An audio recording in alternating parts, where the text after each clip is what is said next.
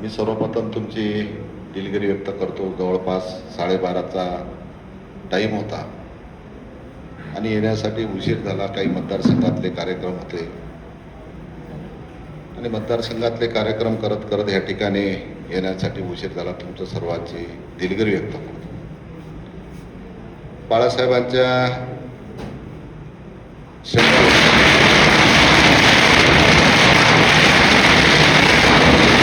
बाळासाहेबांना 100 वर्ष जन्मशताब्दी निमित्त जो पक्षाने प्रोग्राम दिला त्या बैठकीबद्दल आज आपण इथं जमलो. बाळासाहेबांच्या जन्मदिनानिमित्त दरवर्षी आपण प्रोग्राम राबवतोच. प्रत्येक जिल्ह्यात वेगळे प्रोग्राम घेतो आणि आता हा 100 वर्ष पूर्ण झाल्यामुळे वर्षभर आपल्याला पक्षाने प्रोग्राम दिला.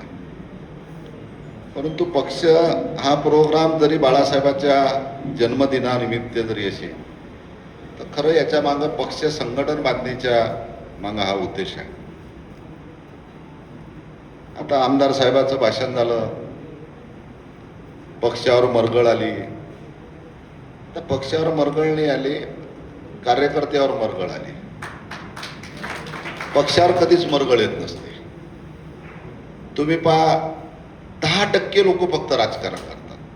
10%. आणि आपण नेमका ह्या 10% लोकांचा विचार करतो. 90% लोकांचा कधीच विचार करत नाही. अशा अनेक किती पार्ट्या उभ्या, 10 पार्ट्या उभ्या झाल्या अजून दुसऱ्या, तर प्रत्येक पार्टीला पदाधिकारी भेटतात. एवढी लोकसंख्या आपल्या देशात आहे, एवढे रिकामे लोक आहेत की प्रत्येक पार्टीला पदाधिकारी भेटतात. परंतु आपण हा 10% लोकांचा विचार करतो की हा पदाधिकारी गेला, तो पदाधिकारी गेला, पण 90% जनतेचा आपण कधीच विचार नाही करत. विधानसभा 3.5 लाखाच्या जवळपास मतदारसंघ आहे. लोकसभा 18 ते 20 लाखाच्या जवळपास मतदारसंघ आहे. आणि आपण नेमका विचार करत असताना हा तालुका प्रमुख गेला, तो उपजिल्हा प्रमुख गेला. एक गेला 10 आणण्याची ताकद आपल्यात असली पाहिजे आणि एक गेल्यानंतर लगेच त्या ठिकाणी दुसरा पदाधिकारी उभा केला पाहिजे. परंतु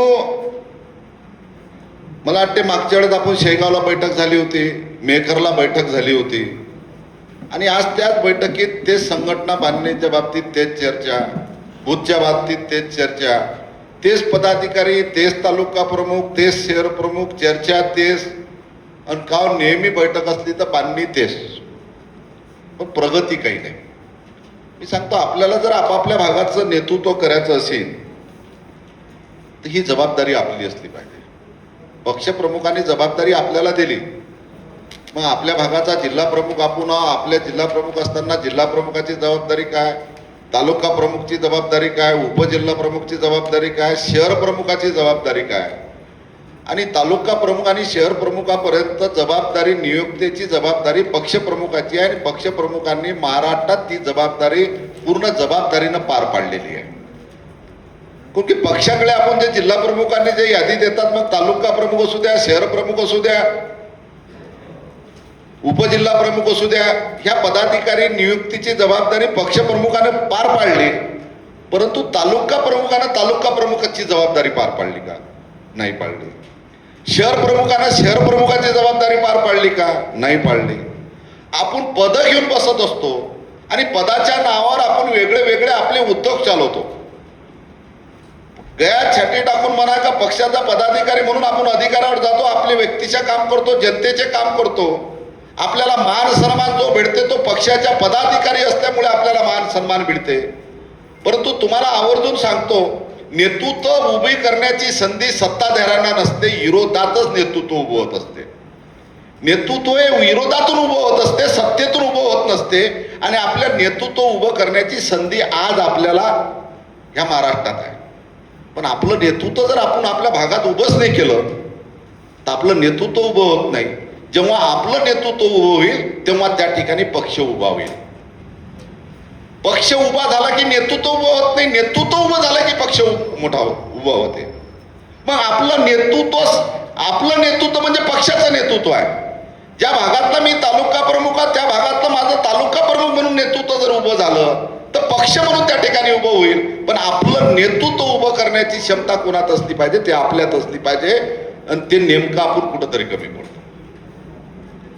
मला तरी वाटते की तालुका प्रमुख म्हणून कधी तालुक्या लेवलवर आंदोलनच झाले नसते. पक्षानं दिली जबाबदारी, तेवढी जबाबदारी आपण कामे व्हायला. जेवढं पक्षानं सांगितलं तेवढंच आपण जबाबदारी करतो. पक्षानं सांगितलं की बाळासाहेबांच्या जयंतीनिमित्त वेगळे वेगळे प्रोग्राम राहावा, मग बाळासाहेबांच्या जयंतीनिमित्त आज आपण बैठक आयोजित केली, मग पक्षानं सांगितले म्हणून केली. म्हणून आपली जबाबदारी काय? आज महाराष्ट्रात देशात कशाबद्दल हाहाकार आहे? सिलेंडरच्या बाबतीत एवढा हाहाकार झालेला आहे. पण मला तरी वाटते की सिलेंडरच्या बाबतीत आपण कोणत्याही प्रकारचं आंदोलन ह्या जिल्ह्यात म्हणा, या महाराष्ट्रात म्हणा, प्रत्येक गावात कधी आपण उभंच केलं नाही.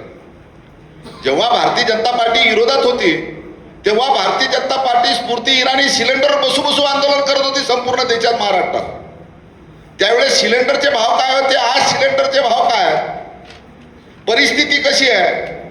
आता नरूभाऊने सांगितलं किस्सा, नाशिकचा किस्सा सांगितला, परंतु हे समजत नाही अत्याचार भारतीय जनता पार्टीच्या या सरकारच्या काळात होतात आणि अत्याचार होत असताना रस्त्यावर ते उतरतात. म्हणजे जनतेची दिशाभूल करणं, म्हणजे सत्तेतली आम्ही सॉर विरोधातली आम्ही म्हणजे चूक झाली, ते चूक आमच्यामुळे झाली नाही, कोणीतरी केली असं दर्शवण्याचं काम भारतीय जनता पार्टी करते. मधामध्ये नाशिकचे 2 प्रकरण बाहेर आले आणि टीव्हीवर बातमी चालते, नाशिक जिल्हा कायद्याचा जिल्हा. आपली मानसिकता तशी होईल. टीव्हीवर बातमी येते नाशिक जिल्हा कायद्याचा जिल्हा, खरातला अटक झाली म्हणून नाशिक जिल्हा कायद्याचा जिल्हा.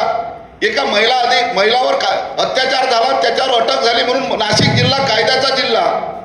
कसं काय म्हणतो आपण नाशिक जिल्हा कायद्याचा जिल्हा? ज्या जिल्ह्यात कोणत्या महिलावर अत्याचार झाला नाही तो जिल्हा कायद्याचा जिल्हा म्हणा लागेल. पण आपली मानसिकता अशी आहे की पोलिसांनी एखादी कारवाई केली म्हणजे कायद्याचा जिल्हा झाला, पोलीस म्हणते कायद्याचा जिल्हा. आपली मानसिकता कशी आहे तुम्हाला सांगतो. आपल्या जीन गुलामगिरीचे जीन घुसेल आहे, गुलामगिरीचे. आणि गुलामगिरीचे जीन 750 वर्ष या देशावर मोगलाईनं राज्य केलं. छत्रपतीचं, मग नंतर मोगलाईचं राज्य केलं, छत्रपतीचं राज्य आलं, नंतर पेशवाई आली आणि आता ही लोकशाही आली. 150 वर्ष इंग्रजांना राज्य केलं. म्हणजे 150 वर्ष इंग्रज येऊन ती राज्य करू राहिले तरी आपल्या देशात काही वनवा पेटला नव्हता. 150 वर्षानं इंग्रज जायला टाइम लागले. तशी हे आता ही लोकशाहीत आपण गुलामगिरीत आहोत. पण कधी तुम्हाला सांगतो आपली जबाबदारी आपण कधी पार पाडत आहोत, कधीच पाळत नाही. म्हणजे पदाधिकाऱ्याला सांगू जिल्हा प्रमुखही कंटाळले, जिल्हा प्रमुखाले सांगू वरचे बी कंटाळले, याच्यात काही शंका नाही. प्रत्येक व्यक्ती कंटाळला. मानसिकता अशी झाली, खरोखर आज 50% वर मतदार जनता 50% वर शहरी भागात स्थलांतर झालं. खेडे हे बंद पडलेले आले. खेड्यातून प्रत्येक व्यक्ती हा शहरात राहायला आला आणि आपलं शहरावर अजिबात लक्ष नाही. शहरावर आज 13 शहर प्रमुख होती असे आले पाहिजे तर 10 शहर प्रमुख आहेत आणि 50% मतदार आज शहराच्या ठिकाणी आहे. शहरात अक्षरशः आपलं वाटोळं आहे. तुम्हाला सांगतो नेतृत्व आपण एका माणसाला काय ओळखणार आहे? चिखली सारख्या ठिकाणी जवळपास 1 लाख मतदार असेल, एक व्यक्ती काय करणार आहे? संघटनेची रचनाच नसली, बांधणीच नसली तर काय परिस्थिती आहे? खामगाव मतदारसंघाची आपली परिस्थिती काय? नांदुरा मतदारसंघाची आपली परिस्थिती काय? शिंदखेड मतदारसंघाची आपली परिस्थिती काय? काही मतदारसंघात अशी आहे की तिथं आपली स्थितीच नाही काही. पण आपणही त्या ठिकाणी आंदोलन करण्याचं कधी धाडस निर्माण नाही केलं.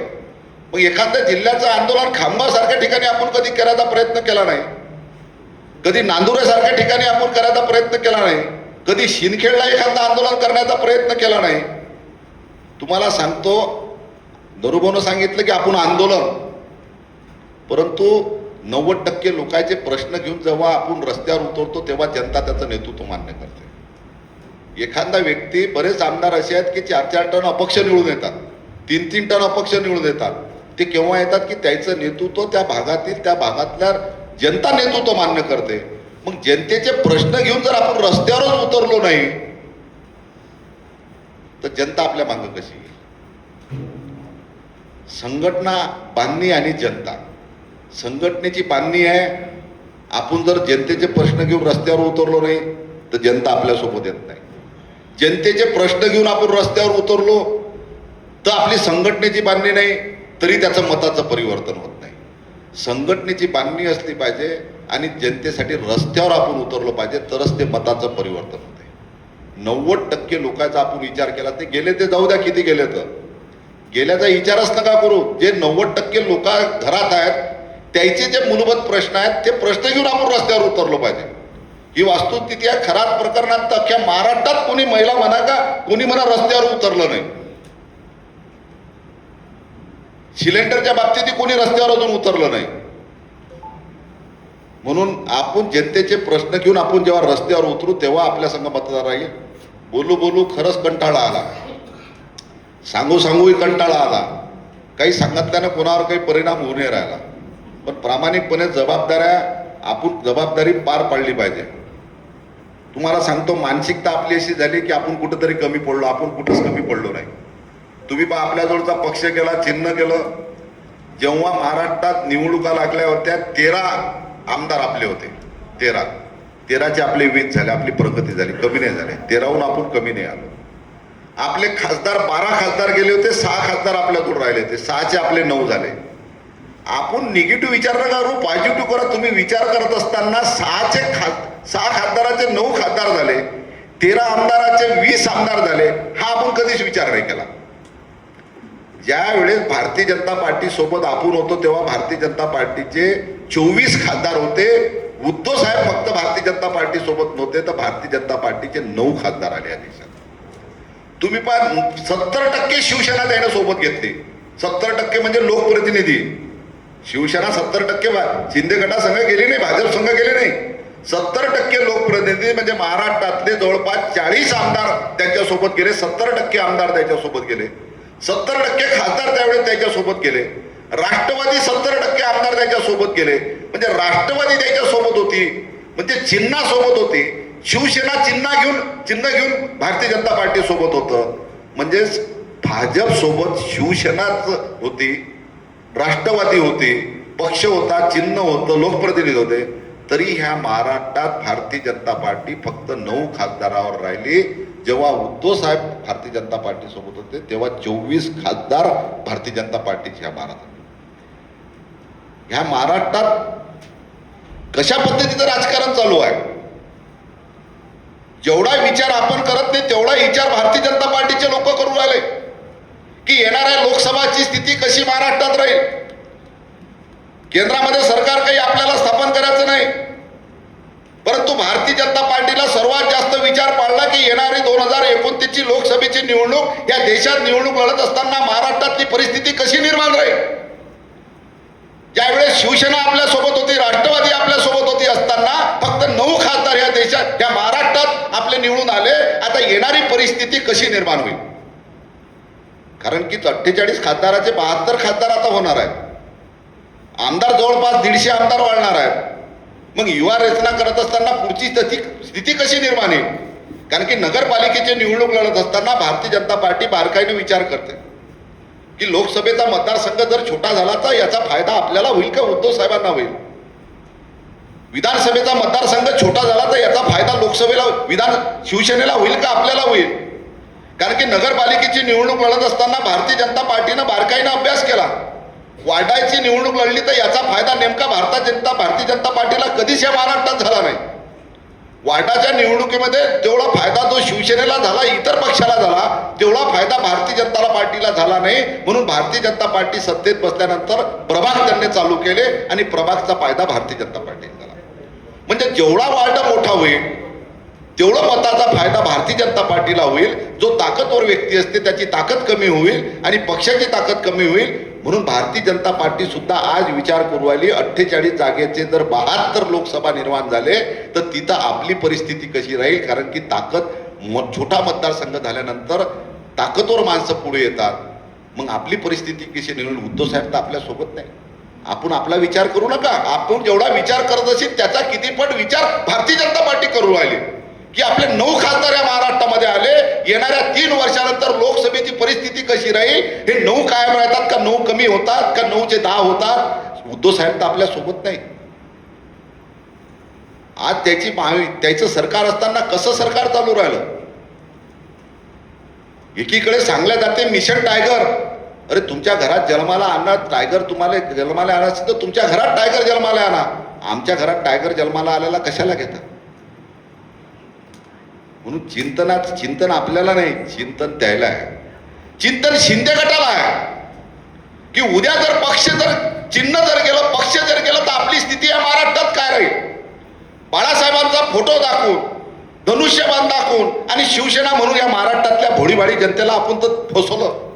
या महाराष्ट्रातल्या भोळीभाळी जनतेचं मतदान आपण घेतलं आणि जनता भोळीभाळी जनता आपली या चिन्हाच्या नावावर फसली. पण उद्या जर आपलं चिन्ह गेलं, उद्या जर आपलं नाव गेलं तर आपली महाराष्ट्रातली परिस्थिती कशी निर्माण होईल? जसा पत्त्यासारखा बंगला, एखादा पत्त्याचा बंगला बांधला, ढसाळ एक पत्तं केलं तर पूर्ण बंगला कोसळला, तसा एका दिवशी जर सुप्रीम कोर्टाचा निर्णय लागला तर शिंदे गट ढस कोसळल्या जाईल आणि नामोनिशान महाराष्ट्रातलं नामोनिशान शिंदे गटाचं मिळून जाईल. तुम्हाला आवरून सांगतो, शिंदे गटाचं आयुष्य म्हणजे एका कोंबडी एवढं आयुष्य आहे. कोंबडीचं आयुष्य किती असते कोणी सांगू शकत नाही. ज्या दिवशी कोणाला वाटलं आज कोंबडी खायची आहे, त्या दिवशी त्या कोंबडीचं आयुष्य संपून जाईल. एका कोंबडीचं जेवढं आयुष्य आहे तेवढं आयुष्य या शिंदे गटाचं आहे. कोंबडा जेवढा भुकते तेवढे भुकणारे लोक आहेत. यायचं जेव्हा कोर्टाचा जेव्हा निर्णय राहील तेव्हा एका दिवसात यायचं आयुष्य संपून जाईल. एका कोंबडी एवढा शिंदे गटाचं आयुष्य नाही. लोकांची मानसिकता, काही कार्यकर्ते धंद्यासाठी सत्तेमागं पळतात आणि सत्तेमागं पळणारा कार्यकर्ता हा कधीच कोणत्या पक्षाची प्रामाणिक राहू शकत नाही. जे शिंदे गटासंग गेले, उद्या शिंदे गट जर सत्तेच्या बाहेर झाला ते कार्यकर्ते जो सत्तेत असेल त्याच्या मागं पळणारे असतात. अशा कार्यकर्त्याचा विचार करू नका.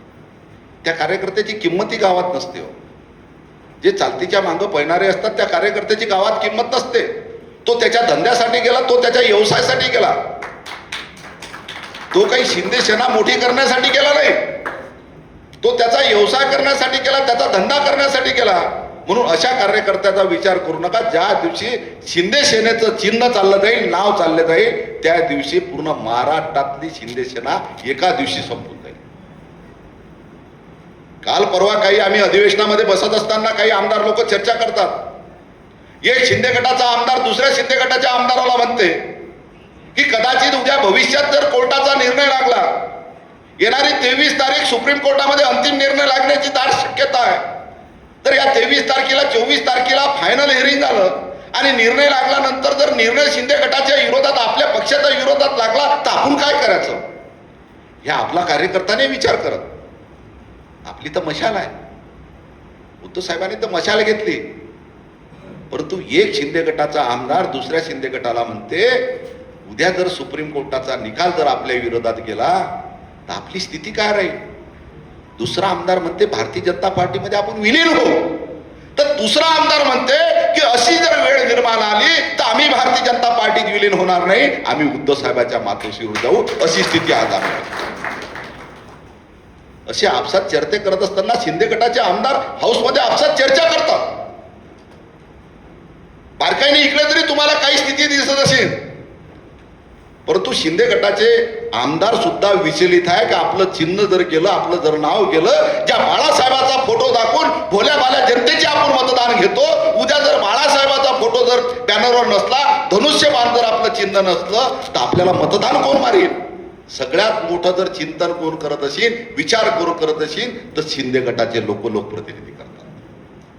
आपलं लोकप्रतिनिधीला चिन्हच नाही. आम्ही मशालवर निवडून आलो, आम्ही उद्धव साहेबांच्या फोटोवर निवडून आलो, पण तुम्ही बाळासाहेबांच्या फोटो दाखवून तुम्ही निवडून आले, तुम्ही धनुष्यबाण घेऊन आले. उद्या जर आपला धनुष्यबाण गेला तर आपली स्थिती काय राहील? हा विचार जर सगळ्यात जास्त कोण करत असेल तर शिंदे गट करून राहिला.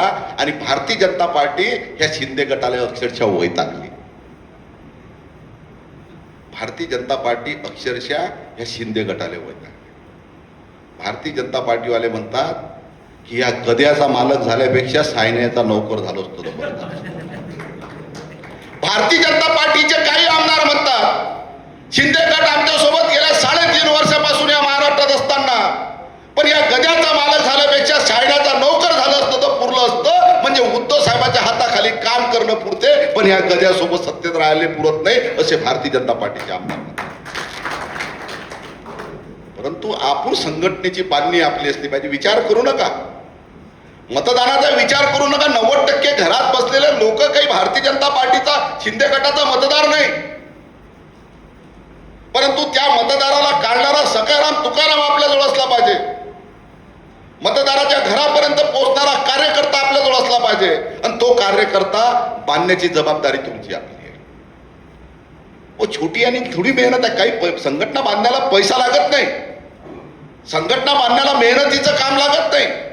जो तालुका प्रमुखाच्या तालुका प्रमुखाची पहिली जबाबदारी असली पाहिजे की माझ्या तालुक्यामध्ये 6 जिल्हा परिषदचे सर्कल आहे, तर 6 जिल्हा परिषदचे सर्कल प्रमुख असले पाहिजे.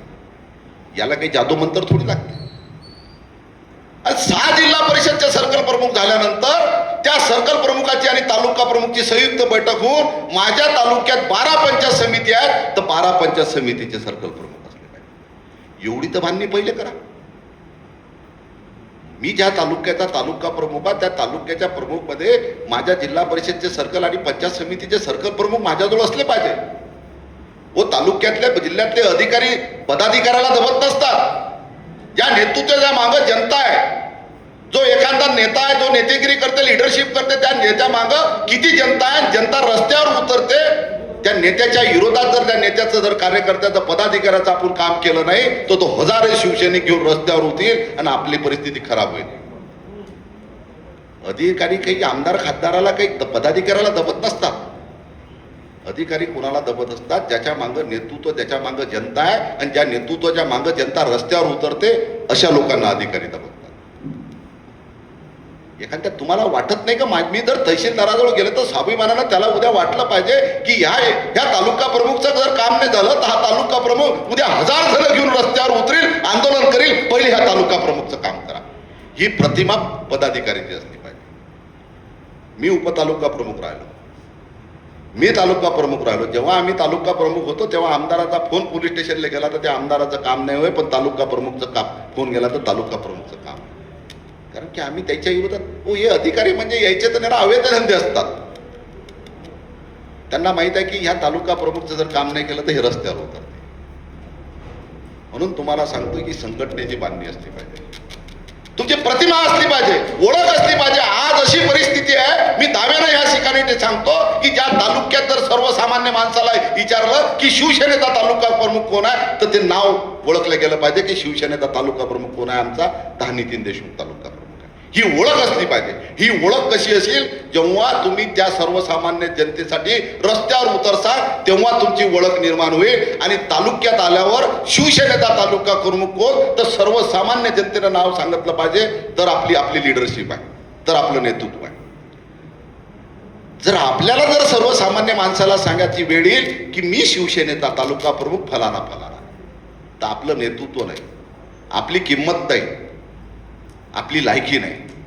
जेव्हा स्वतःची वेळ त्या संबंधित तालुक्यात, ज्या तालुक्याचं आपण नेतृत्व करतो, ज्या शहराचं आपण नेतृत्व करतो, त्या शहर प्रमुखाला, त्या तालुका प्रमुखाला, संबंधित अधिकाऱ्याला जेव्हा सांगायचं काम पडेल की मी शिवसेनेचा शहर प्रमुख, मी शिवसेनेचा तालुका प्रमुख, तर आपली लायकी नाही असं समजून जायचं. कारण की अधिकारी त्या ठिकाणी जिल्ह्यात आल्याबरोबर पहिले अधिकाऱ्याने विचारलं पाहिजे की तो शिवसेनेचा उद्धव साहेबांचा तालुका प्रमुख आहे, त्याला बोलावून घेऊन या.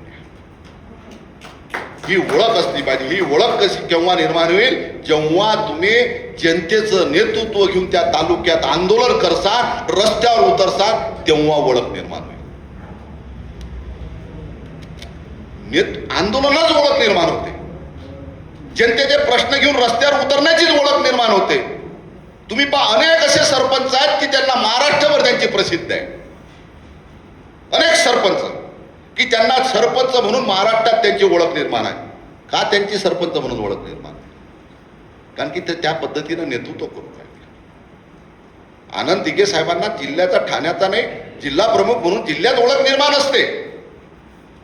जिल्हा प्रमुख म्हणून आमच्या बुधोर मौची या जिल्ह्यामध्ये संपूर्ण जिल्ह्यात ओळख आहे. परंतु आपले आनंद दिघे साहेब असे होते की ठाणा जिल्हा प्रमुख, ठाण्याचा जिल्हा प्रमुख कोण तर महाराष्ट्रातला कानाकोपऱ्यातला शिवसैनिक सांगे की ठाण्याचा जिल्हा प्रमुख आनंद दिघे. का होती की ते जनतेचे प्रश्न घेऊन रस्त्यावर उतरले. शिवसेनेवर मरगळ नाही आली, मरगळ आपल्यावर आली, मरगळ सेनेवर नाही आली. मनानं खसलेला माणूस कधीच प्रगती करत नाही, शरीरानं खसलेला माणूस प्रगती करते. नरूभाऊ शरीरानं खसले होते, आज ताट मानेनं उभे आहेत. शरीरानं खसलेला माणूस नरूभाऊ आपल्या समोर आहे, त्याचं पुनर्जन्म आहे. शरीरानं खसलेला माणूस हा पुनश्च उभा होते, पण मनानं खसलेला माणूस कधीच उभा होता. म्हणून तुम्ही आपण मनानं खचू नका. माझी तुम्हाला नम्र विनंती आहे, मनानं खण्याचा प्रश्नच नाही हो. काही भारतीय जनता पार्टीने विकास वगैरे काही केला नाही या शहरामध्ये. काही महाराष्ट्रात भारतीय जनता पार्टीने विकास केला नाही. काय शेतकऱ्याची परिस्थिती आहे, शेतकऱ्याची काय अवस्था आहे. प्रत्येक गावामध्ये जातो आपण, सोयाबीनचे काय भाव आहेत, कापसाची काय परिस्थिती आहे, पण आपण हे शेतकऱ्याचे प्रश्न घेऊन रस्त्यावरच उतरलो नाही हो. अशी परिस्थिती आहे. तुम्ही 5 शेतकऱ्याच्या नावावर जर आपण रस्त्यावर उतरलो, प्रत्येक गावात तुम्हाला सांगतो शेतकऱ्याची इतकी परिस्थिती निर्माण झाली. 50-20 वर्षाच्या अगोदरचा असलेला शेतकरी, 20 वर्षाच्या अगोदर एखाद्या मुलीला जर नोकरीवाल्याला जर पोरगी द्यायची असली तर त्या पोरीची माय म्हणत होती की त्या पोराला नोकरी आहे पण त्याच्या घरी शेती किती आहे. हे 20 वर्षाच्या अगोदर. 20 वर्षाच्या अगोदर एखाद्या नोकरीवाल्याला पोरगी द्यायची असेल तर त्या पोरीचे आई वडील म्हणत की त्याच्या घरी शेती नाही म्हणून मी माझी मुलगी देत नाही. काय विचार करत होते? हा विचार आपण कधी बारकाईनं केलाच नाही. कारण की त्या आई वडिलाला वाटत होतं जरी मुलगा नोकरीवर जरी असेल तर उद्या त्या मुलाचं जर काही दुर्घटना झाली तर माझ्या मुलीचा कुटुंबाचा उदरनिर्वाह, त्याच्या घरी शेती असली पाहिजे, त्या शेतीतून माझ्या मुलीचा कुटुंबाचा उदरनिर्वाह चालेल. हा दूरदृष्टिकोन 20 वर्षाच्या अगोदर आपल्या पूर्वजाला होता. पण आजची परिस्थिती कशी निर्माण आहे? आज 50 एकर जरी शेती असली तर त्या शेतकऱ्याच्या पोराला कोणी पोरगी देत नाही, ही परिस्थिती आज आहे. मग ही अवस्था कोणा निर्माण केली? म्हणजे शेतकऱ्याचं महत्व का कमी झालं? 2014ला जेव्हा भारतीय जनता पार्टीचं सरकार या देशात आलं, या भारतीय जनता पार्टीने या शेतकऱ्याचं महत्व कमी केलं. 20 वर्षाच्या अगोदर ज्याच्या घरी 50 एकर जमीन होती तो आज अल्पभूधारक झाला, 5 एकर 10 एकर झाला. आणि 15 वर्षानंतर ज्याच्या घरी 10 एकर जमीन आहे, 5 एकर जमीन आहे, आजच्या 15 वर्षानं तो बेघर भूमिहीन होईल. आणि जेव्हा तो शेतकरी बेघर भूमिहीन होईल मग तो शहरात जाईल, कब्बशी धुईल, चहाच्या टपरीवर काम करेल आणि जे भवानी जे शिवाजी म्हणीला न्यायला मतं मारेल. भारतीय जनता पार्टीला शेतकरी बेघर भूमिहीन करायचा आहे. जेव्हा शेतकरी बेघर भूमिहीन होईल तेव्हा सरकारच्या विरोधात कोणी रस्त्यावर उतरणार नाही. शेती हे व्यापाऱ्याजवळ जाईल आणि हा व्यापारी कधी शेतीसाठी रस्त्यावर उतरणार नाही. हा दूरदृष्टिकोन भारतीय जनता पार्टीने आपण तर कधी विचार नाही केला. काय फक्त हिंदुत्व चालू आहे? शेतकरी हा हिंदू नाही का? काय उद्धव साहेबांना हिंदुत्व सोडलं म्हणून आम्ही इकडे गेलो, अशा प्रकारच्या वावग्या सांगणारे लोक ओ आज जे काही खासदार फुटत असतील त्या खासदाराला माझं इथून या माध्यमातून सांगायचा इच्छा आहे, तुम्हाला मशालवर निवडून दिलं. भारतीय जनता पार्टीला तुम्हाला आपल्याला माहित नव्हतं. जेव्हा मी निवडणूक लढलो तेव्हा जनतेने तर मला मशालवर मतदान दिलं. मग लोकसभेच्या आपण या महाराष्ट्रामध्ये किती जागा लढवून राहतो आणि प्रत्येक खासदाराला माहित होतं की लोकसभेच्या जागा तर ह्या महाराष्ट्रामध्ये आपण 25-30 जागा लढून राहिलो. मग देशात जर सरकार यायचं असेल तर आपल्याला तर 200 किती खासदार पाहिजेत? 272 खासदार पाहिजेत. मग 25 जागा आपण लढत असताना 272 जागा आपल्या कशा निवडून येतील? मग मी तर मशालवर लढून राहिलो, मग माझं तर काम होणार नाही. हे तर निवडणूक लढताना तुला समजलं नाही. प्रत्येक उमेदवाराला निवडणूक लढताना समजलं की मी मशालवर लढू राहिलो. या देशात शिवसेनेचं स्वबळावर सरकार येऊ शकत नाही. आपले काम कमी जास्त होतात का नाही हे नाही. आज काही माध्यमासमोर बातम्या येतात की आम्ही कामासाठी चाललो, कामं होणे राहिले. मग तुम्हाला त्यावेळेस माहित नव्हतं. आज आमच्या महानगरपालिकेमध्ये मी रात्री 2 वाजे लोक प्रचार केला. महानगरपालिकेमध्ये 50च्या वर जागा आम्ही त्या ठिकाणी लढलो. महानगरपालिकेमध्ये 80 जागा आमच्या जिल्ह्याच्या आहेत आणि बहुमताला 41 जागा पाहिजे. आता 50 आपण त्या ठिकाणी लढत असताना बहुमत तर येऊच शकत नाही. मग रात्री 2 वाजेला प्रत्येक पदाधिकाऱ्यानं प्रचार केला त्यांना निवडून आणण्यासाठी. आणि विदर्भात सर्वात जास्त जागा अकोला महानगरपालिकेमध्ये आल्या. जे शिंदे गटासंघ जे गेले होते त्याच्यातली एक सीट सुद्धा शिंदे गटातली निवडून नाही आली. 7 विद्यमान आमदार नगरसेवक शिंदे गटात केले, एक निवडून आला नाही. एकनाथ शिंदे साहेबांची सभा त्या ठिकाणी झाली, मुख्यमंत्र्यांची सभा झाली, पण एक सीट शिंदे गटाची निवडून नाही आली, सेनेच्या सीटा निवडून आल्या. मग आम्हाला काम करावं लागते, सत्ता नाही.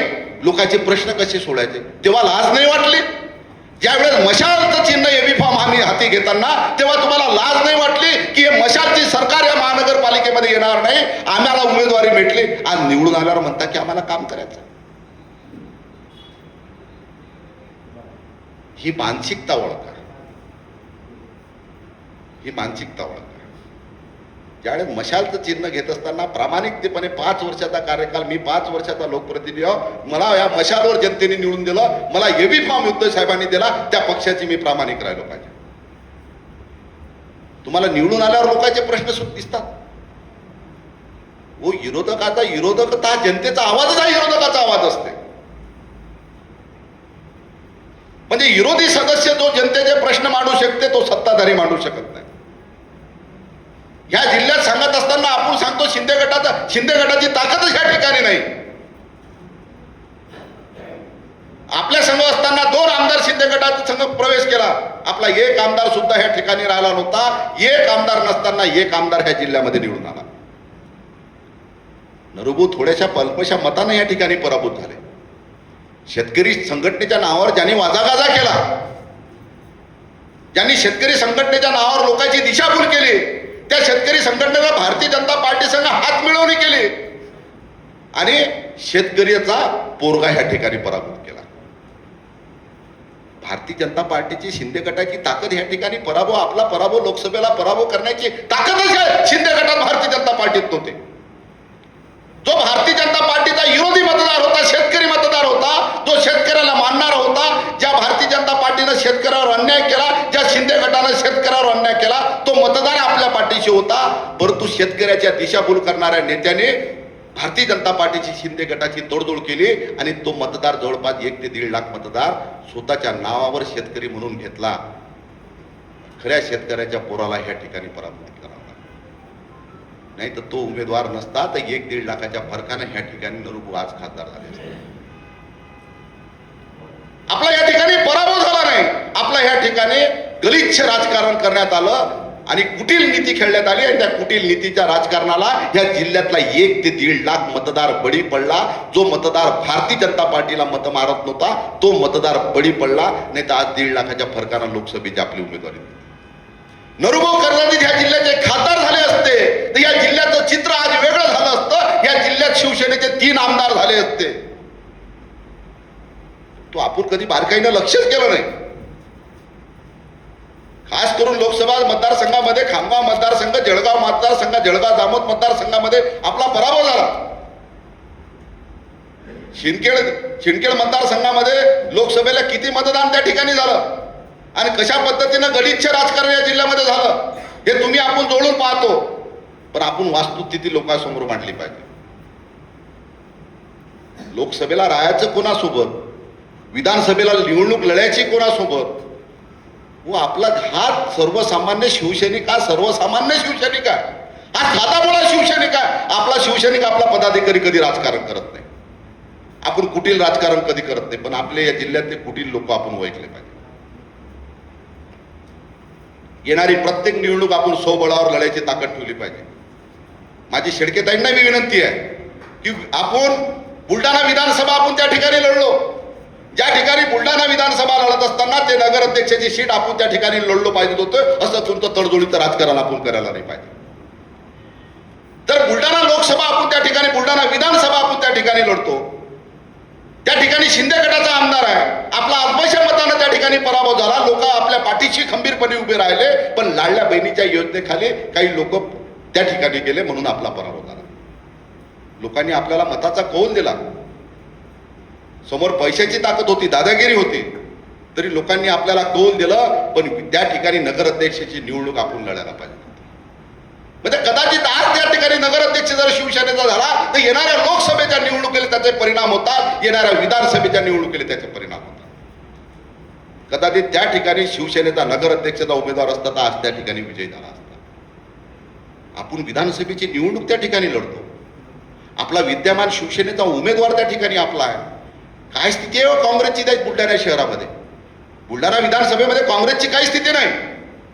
सुरुवातीपासून शिवसेनेचा उमेदवार एकतर काँग्रेसचा आमदार फक्त एक वेळा त्या ठिकाणी विजय झाला. त्या ठिकाणी आपला 5-6 खेप आपले आमदार त्या ठिकाणी बुलढाणा शहरामध्ये विजय झाले. बुलढाणा मतदारसंघामध्ये, त्या बुलढाणा मतदारसंघामध्ये आपली ताकद आहे, मेकर मतदारसंघामध्ये आपली ताकद आहे आणि बुलढाणा लोकसभेमध्ये सुद्धा आपली ताकद आहे. आपण फक्त संघटनेची बांधणीत आपण कुठंतरी कमी पडू लागलो. खास करून हे आपले जिल्हा प्रमुख आपले, तुम्हाला माझी विनंती आहे की तुम्ही खामगाव मतदारसंघात, जळगाव मतदारसंघात लक्ष द्या. गजानन भाऊ, तुम्ही जिल्हा प्रमुख झाल्यापासून एखादं मोठं आंदोलन आपण खामगावात करायला पाहिजे. त्या जवळपास 7-8 महिने झाले आपण जिल्हा प्रमुख झाले. ही आपल्या कुटुंबातली गोष्ट आहे. या काही गोष्टी क्लिपा व्हायरल करू नका, कारण की आपलेच कार्यकर्ते आपलीच बदनामी करण्याचं कृत्य बाहेर क्लिपा व्हायरल करतात. गजानन भाऊ जिल्हा प्रमुख झाल्यानंतर खामगावात गजानन भाऊ येत्या 1 महिन्याच्या आत खामगावात होतो ना भविष्य असं एखादं आंदोलन झालं पाहिजे की ते कधीच झालं नाही. सिलेंडरचं आंदोलन घेऊन आपण खामगावात उतरलो पाहिजे. तो विरोधी लोक आहे, त्यांना नेतृत्व करायची संधी पाहिजे. कोणी एखादा नेतृत्व करणारा माणूस आला की ते लोक त्याच्या संघ येतात. भारतीय जनता पार्टीच्या विरोधात त्या ठिकाणी अनेक मतदार आहे. तो मतदार आपल्याला जवळ करता आला पाहिजे, कॅच करता आला पाहिजे, आपण त्या ठिकाणी गेलो पाहिजे. म्हणून खामगाव शहराच्या ठिकाणी एखादं मोठं आंदोलन त्या ठिकाणी झालं पाहिजे, कारण की भविष्याचा आपण विचार केला पाहिजे. कारण की या बुलढाणा शहरामध्ये कदाचित 2 लोकसभा होतील. आमचा बाळापूर मतदारसंघ म्हणा का दुसरा एखादा मतदारसंघ या जिल्ह्यामध्ये इन्व्हॉल्व होईल आणि ह्या ठिकाणी 2 लोकसभा होते आणि 3 विधानसभा ह्या जिल्ह्यामध्ये वाढतील. का तुम्हाला वाटत नाही आपण पक्षाचं काम करत असताना आपण कधी आमदार झालो पाहिजे? का तुम्हाला काम करत असताना वाटत नाही मी जिल्हा परिषदेचा सदस्य झालो पाहिजे? आपण पक्षाचं काम करत असताना आपली इच्छाशक्ती असली पाहिजे, आपल्याला आशा असली पाहिजे की मी आमदार झालो पाहिजे, मी जिल्हा परिषद सदस्य झालो पाहिजे. जेव्हा तुमच्या पदाधिकाऱ्यात महत्वाकांक्षा राहील तेव्हा तुम्ही संघटनेची बांधणी करता. एखादा तालुका प्रमुखाला वाटलं मी जिल्हा परिषद सदस्य झालो तो त्या संघटनेची बांधणी करेल. त्याला वाटलं मी पक्षाचं पद घेऊन माझं काम करील, मला निवडणूक लढायची नाही, कोणाला निवडही करायचं नाही, तो संघटनेची बांधणी करणार नाही. म्हणून प्रत्येकाला महत्वाकांक्षी असतो पाहिजे. महत्वाकांक्षी कशाची? मी आमदार झालो पाहिजे, मी खासदार झालो पाहिजे, मी जिल्हा परिषद मेंबर झालो पाहिजे. ही महत्वाकांक्षा जेव्हा मनात येईल तेव्हा संघटनेची बांधणी होईल. नाही तर निवडून आल्यावर मी शिंदे गटात गेलो पाहिजे, पैसे कमावले पाहिजे, हे महत्वाकांक्षा नाही. म्हणून माझी तुम्हाला विनंती आहे, अजूनही विनंती आहे. आज 10 शहर प्रमुख या ठिकाणी नाही आहे. व शहर किती मोठे झाले, त्या शहरात आपलं काय, आपण काय लक्ष देऊ राहिलो? आजही कोणत्या ठिकाणी मिटिंग, ह्याच ठिकाणी मिटिंग नाही. आमच्या अकोला जिल्ह्याची जरी आम्ही बैठक घेतली असती तर 90% लोक हे ग्रामीण भागातले असतात आणि 10% लोक शहरी भागातले असतात. आजही ही अवस्था संपूर्ण ठिकाणी आहे, कारण की आपलं शहराच्या ठिकाणी लक्ष नाही. शहर प्रमुख घेऊन बसते. व लय अनेक लोक आहेत पद घ्यायला तयार, अनेक लोक आहेत नेतृत्व करायला तयार. नेतृत्व धुना, त्या नेतृत्व नेतृत्व एखादा हा जर काम करत नसतील, एखादं नेतृत्व बाहेर काढा आणि त्याला नेतृत्व करण्याची संधी द्या. अनेक लोक आहेत, तुम्हाला सांगतो अजून 10 पक्ष जर उभे झाले तर प्रत्येक पक्षाला पदाधिकारी भेटतात, एवढी लोक आहेत. आणि आपण म्हणतो काय करा, त्याच्याशिवाय तर ते कोणीच नाही. असं कसं कोणी नाही? आपली मानसिकता, आपण एखाद्या पदाधिकाऱ्याला म्हटलं का हो तो शहर प्रमुख, तालुका प्रमुख, दुसरा नेमा, त्या ठिकाणी काय कोणी भेटतच नाही. काय आपण जनतेसमोर कधी गेलोच नाही तर भेटीन कुठं? अजूनही 10 पक्ष उभे राहिले तर प्रत्येक पक्षाला पदाधिकारी भेटतात, एवढे लोक आहेत. आपली मानसिकता असली पाहिजे प्रामाणिक त्या शहरामध्ये जाऊन शहर प्रमुख धुंडायचे आणि हिरा बाहेर काढायचे. आपण हिरे बाहेर काढून नाही राहिलो. 10 शहर प्रमुख घ्यायचं, मग कशासाठी शहर प्रमुख घ्यायचं? म्हणून माझी तुम्हाला नम्र विनंती आहे की अशी फसवागिरी करू नका. काम करायचं असेल तर प्रामाणिकपणे आपण काम केलं पाहिजे. हा जो पक्षानं प्रोग्राम दिला, बाळासाहेबांच्या 100व्या जन्म शताब्दीनिमित्त दिला, या प्रोग्रामानिमित्त आपली संघटनेची बांधणी आपण कशी केली पाहिजे, गावागावात भजन कीर्तन कसं घेतलं पाहिजे, शहरात कोणते कार्यक्रम आपण राबवले पाहिजे, मग शहराच्या ठिकाणी आपण काय कार्यक्रम केले पाहिजे, खेड्याच्या ठिकाणी काय केले पाहिजेत, ह्या पद्धतीनं नियोजन करा. खरं तर म्हणजे जास्त काही बोलण्याचा काही नाही, तुम्ही सगळ्याला जेवणाच्या भूका लागल्या असतील, कारण की जवळपास 3:30-4 वाजत आले. तरी मी सगळ्याची काही कमी जास्त बोललो असेल तर मनापासून दिलगिरी व्यक्त करतो आणि माझे 2 शब्द संपवतो. जय हिंद.